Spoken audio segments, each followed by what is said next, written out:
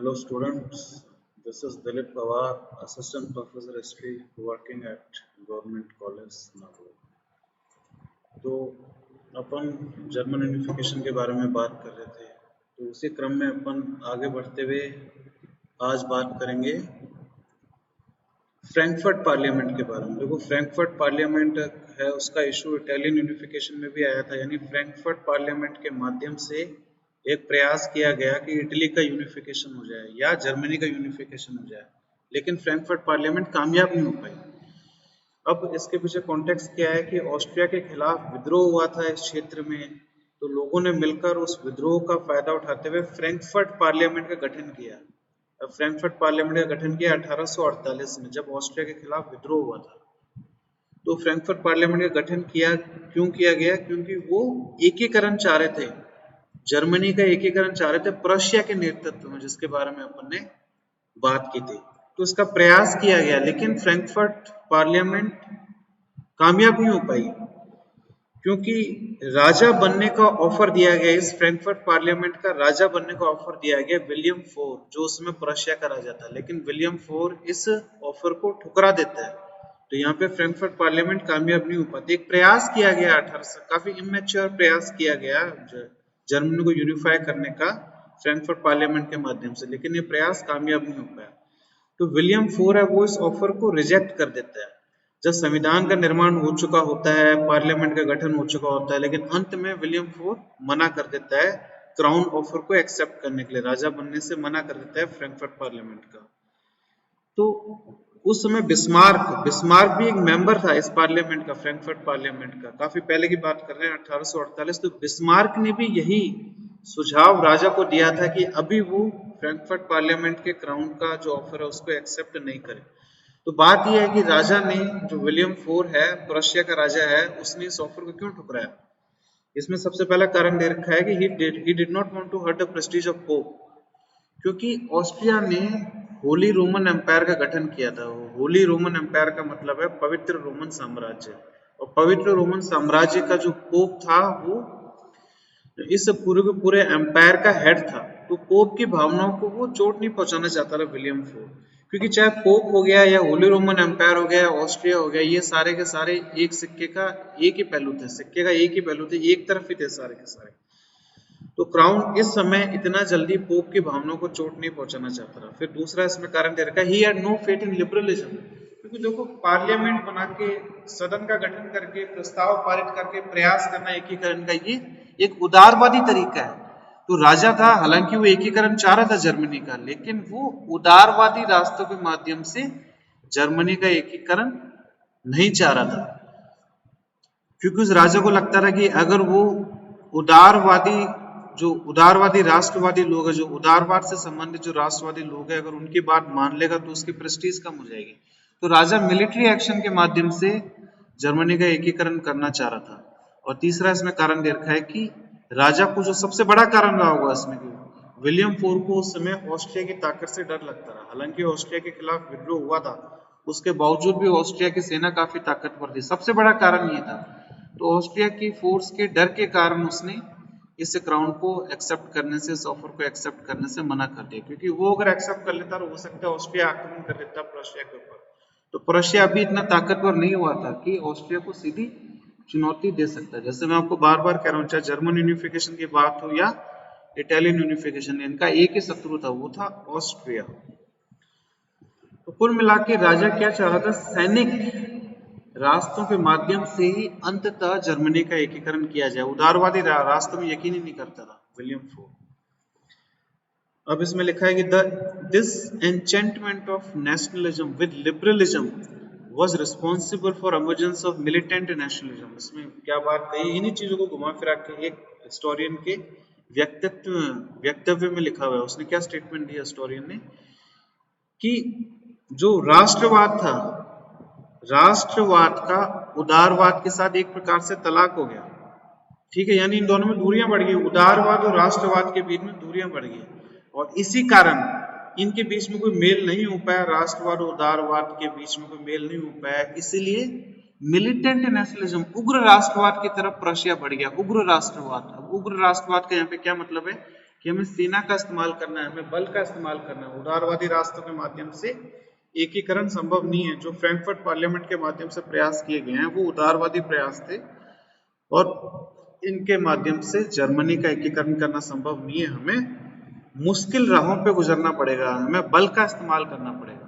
तो कुल मिला के जो राष्ट्रवाद है और जो उदारवाद है इनके बीच में एक प्रकार से तलाक हो गया फ्रैंकफर्ट पार्लियामेंट के फेलियर के बाद।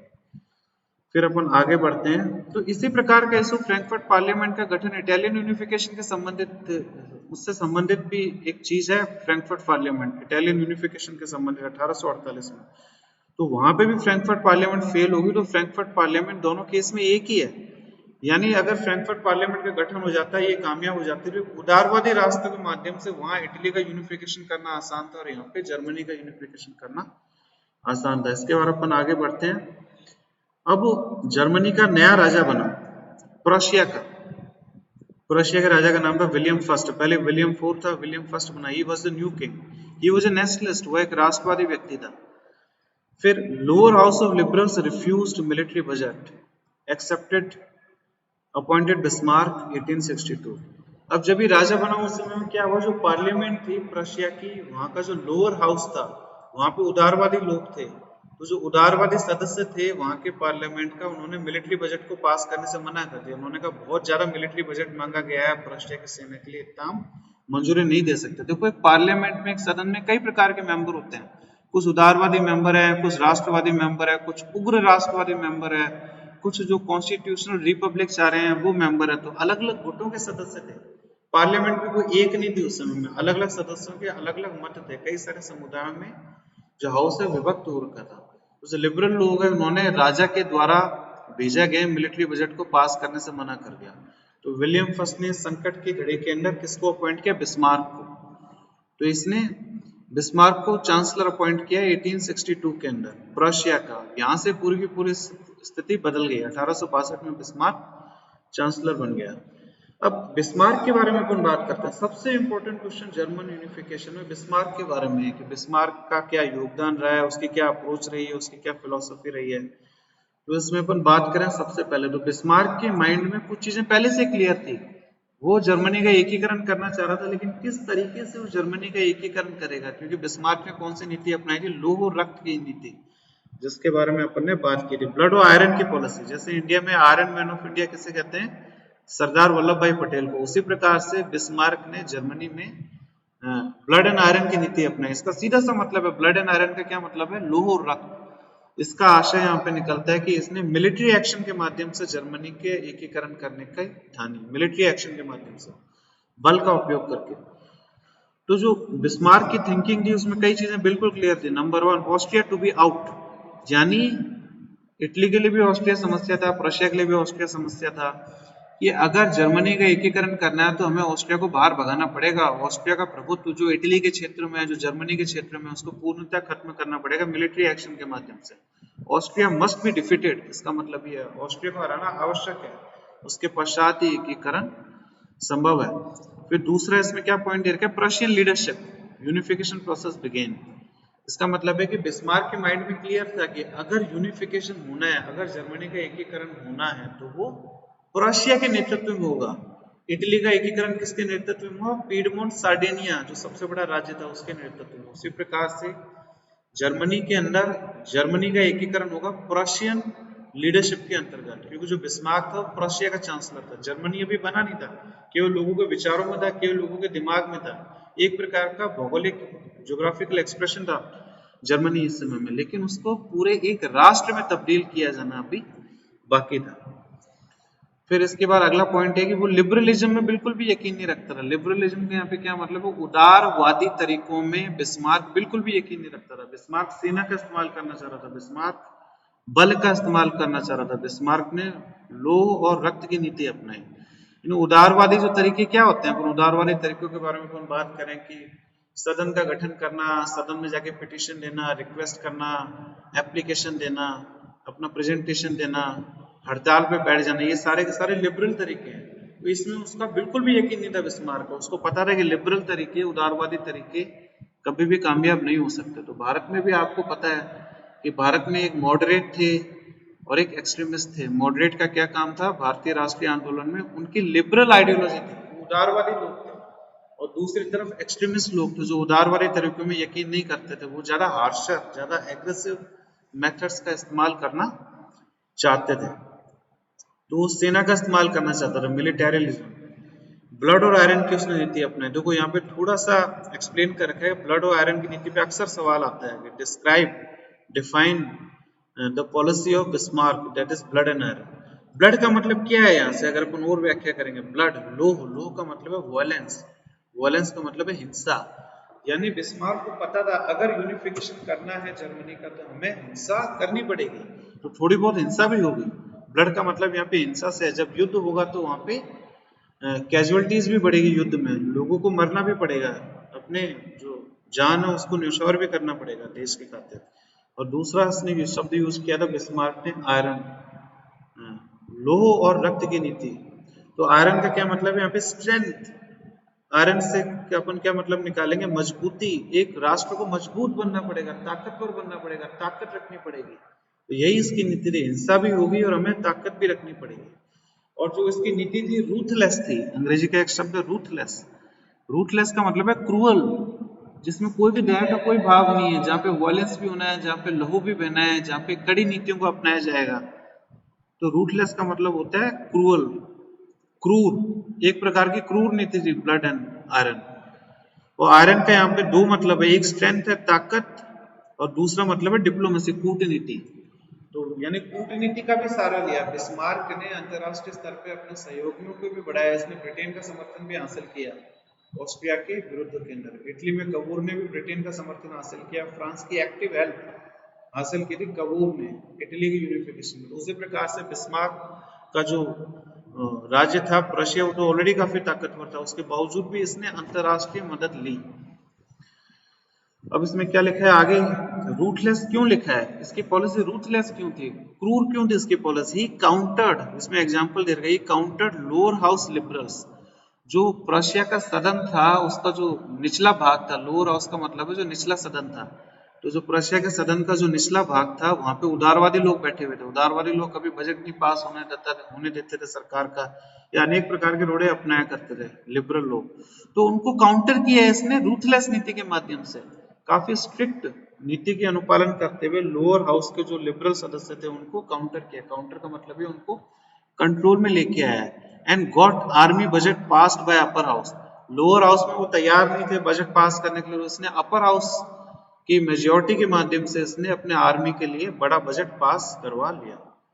फिर अपन आगे बात करते हैं डिप्लोमेसी के बारे में। अपन बात करें क्योंकि आयरन का मतलब डिप्लोमेसी भी निकलता है, कूटनीति भी निकलता है, अंतरराष्ट्रीय परिदृश्य के बारे में भी अपन को समझना पड़ेगा। तो डिप्लोमेसी के अंतर्गत बिस्मार्क ने क्या किया? He achieved neutrality of Russia and France versus Austria. देखो कितना दिमाग वाला था, कितनी इसने सफल कूटनीति चली। इसके कूटनीतिक चाल क्या थी? इसने रशिया और फ्रांस की तटस्थता हासिल की ऑस्ट्रिया के विरुद्ध में। यानी अगर रशिया और ऑस्ट्रिया के बीच में युद्ध होता है तो न तो रशिया ऑस्ट्रिया की मदद के लिए जाएगा, न तो फ्रांस ऑस्ट्रिया की मदद के लिए जाएगा। तो रशिया और फ्रांस को ऑस्ट्रिया से अलग थलग कर दिया और उनको तटस्थ कर दिया कि तटस्थ देश रहेंगे बिस्मार्क ने अपनी कूटनीति का सहारा लेके। और दूसरी तरफ आप देखो कितना इंटेलिजेंट आदमी था, दूसरी तरफ इसने क्या किया? रशिया और ऑस्ट्रिया को तटस्थ कर दिया फ्रांस के विरुद्ध। यानी कुल मिला के इनके दो दुश्मन थे, ऑस्ट्रिया पूरा दुश्मन था जर्मनी का और फ्रांस आधा दुश्मन था। तो फ्रांस का सहयोग आपको पता है कबूर ने भी लिया था फ्रांस का सहयोग, और यहाँ पे बिस्मार्क ने भी लिया फ्रांस का सहयोग। तो फ्रांस उसमें डिसाइड नहीं कर पा रहा था कि उसको ऑस्ट्रिया की तरफ जाना है या फिर जर्मनी और इटली की तरफ जाना है। तो फ्रांस का एक पैर वहां फंसा हुआ था और जर्मनी और इटली की तरफ, दूसरा पैर उसका ऑस्ट्रिया की तरफ फंसा हुआ था। तो फ्रांस उस समय नेपोलियन III के कार्यकाल में कुछ डिसाइड नहीं कर पाया। तभी तो बिस्मार्क ने आसानी से फ्रांस को बेवकूफ बना दिया। देखो रशिया और फ्रांस न्यूट्रल रहेंगे ऑस्ट्रिया के खिलाफ युद्ध में, और दूसरी तरफ क्या इसने किया? रशिया और ऑस्ट्रिया न्यूट्रल रहेंगे फ्रांस के खिलाफ युद्ध के अंदर। तो कितनी बेहतरीन और कामयाब इसकी कूटनीति रही है। इस प्रकार से उसने एग्रीमेंट किया, इस प्रकार से समझौता किया बिस्मार्क ने कि एक तरफ तो रशिया फ्रांस को न्यूट्रल कर दिया ऑस्ट्रिया के खिलाफ युद्ध में, दूसरी तरफ रशिया और ऑस्ट्रिया को न्यूट्रल कर दिया फ्रांस के खिलाफ युद्ध में। तो कुल मिला के इसने बिस्मार्क ने, अगर अपन बात करें ऑस्ट्रिया फ्रांस को, तो पूरी तरीके से बेवकूफ बनाया ऑस्ट्रिया और फ्रांस को। फिर अपन आगे चलते हैं। Polish peasant revolt and Russia was supported. अब देखो उसको रशिया का सहयोग लेना था ऑस्ट्रिया के खिलाफ युद्ध। मैंने कहा ना कि इसने रशिया और फ्रांस को तटस्थ बनाया, न्यूट्रल बनाया ऑस्ट्रिया के खिलाफ युद्ध में, कि अगर रशिया और ऑस्ट्रिया का युद्ध होता है तो रशिया और फ्रांस तटस्थ रहेंगे। अब इसने रशिया की तटस्थता कैसे हासिल की, रशिया को उसने कैसे खुश किया। अब पोलिश जो पोलैंड का एरिया था वहां पे रशिया का कब्जा था, और पोलैंड के एरिया में वहां के किसानों ने विद्रोह कर दिया। तो बिस्मार्क ने एक्टिव मिलिट्री हेल्प की रशिया की इस विद्रोह का दमन करने के लिए, किसानों के विद्रोह का पोलैंड में दमन करने के लिए बिस्मार्क ने अपनी सेना भेज दी। तो रशिया खुश हो गया। अब रशिया की बिस्मार्क ने मदद की संकट के समय में, तो ऑब्वियस है रशिया को भी प्रोशिया की मदद करनी थी। और उसने बदले में क्या कहा रशिया से कि जब भी हमारा ऑस्ट्रिया के खिलाफ युद्ध होगा तो आप न्यूट्रल रहोगे, आप ऑस्ट्रिया की मदद के लिए नहीं दौड़ोगे, जिसके लिए रशिया ने हाँ कर दी।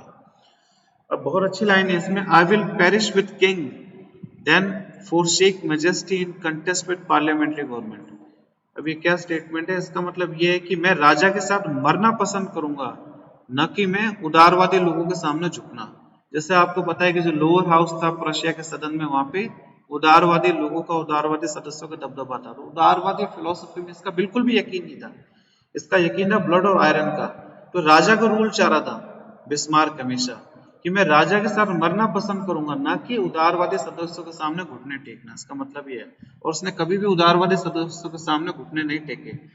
अगर लोअर हाउस के में जो लिबरल लोग हैं उन्होंने रशिया का मिलिट्री बजट पास करने से मना कर दिया, तो उसने अपर हाउस के माध्यम से वहां का बजट पास करा लिया, और इन सभी सदस्यों को उसने कंट्रोल किया ब्लड और आयरन की नीति के माध्यम से।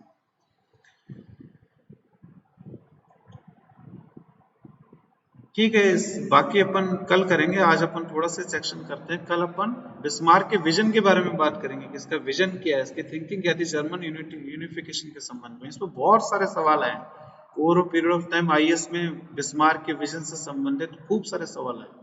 इसी के साथ ही अपन ये छोटा सा डिस्कशन यहाँ पे खत्म करते हैं।